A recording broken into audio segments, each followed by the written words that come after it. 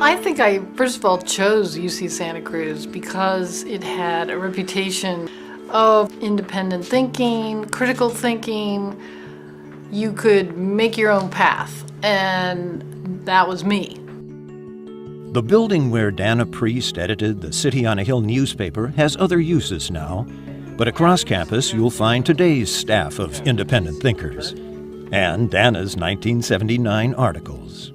She attended Merrill College, but not in journalism. Dana learned that by doing it. I remember spending hours with a friend of mine in the property records room at the City Hall, downtown Santa Cruz, and I learned a lot about basic journalism there. By graduation, top of her class at Merrill, Dana's resume included the LA Times and San Jose Mercury News, where, of all things, she wrote for the style section. Then came the tipping point, an internship on the foreign desk of the Washington Post.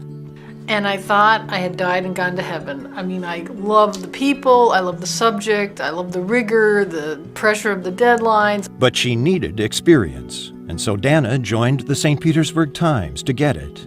And did she ever? I got this guy to bring me into the fires in Florida. The police department had blocked off all the roads, and he said, I can get you in.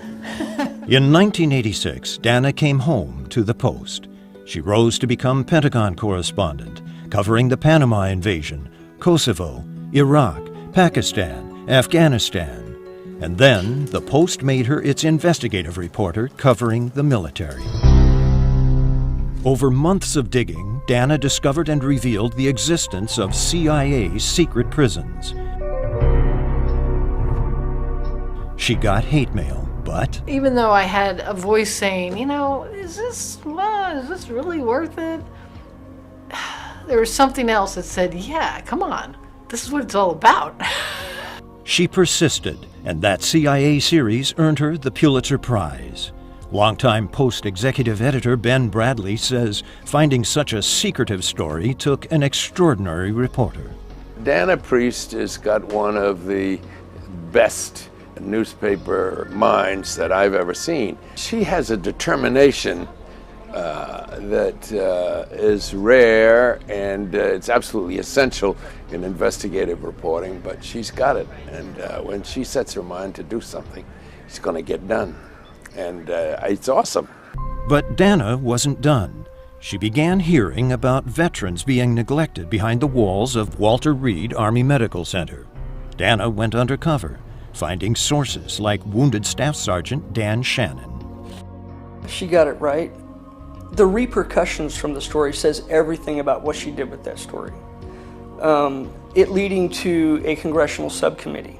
It leading to a look at all national medical military facilities. It leading to a look at all Veterans Administration facilities. And leading to Dana's second Pulitzer Prize. But that's not why she did it. It's about finding things the government generally does not want you to find, but they're doing it in your name with your money and holding them accountable for it. Now we're taking strides so far forward because it has gained visibility, and Dana Priest is the reason for that visibility. Oh yes, she's part of history. She's the best in the business, just as simple as that. You ask any editor around here who they'd like to have on an investigative story, and her name would be very high, and if not at the top of the list. You learned something? Through all of this, Dana balanced a second career, family, and that produced its own war stories. I flew out onto an aircraft carrier. I was pregnant with my first child, and I threw up on the admiral who took me out there. The unstoppable Dana Priest. For her, UC Santa Cruz unlocked a dream that she'd had as an 8-year-old. Girlfriend and I had our own newspaper and would challenge ourselves to walk from one end of the block to the other, make sure to see what was in other people's backyards, and then we'd write about that in the newspaper. Well, I kind of do that now.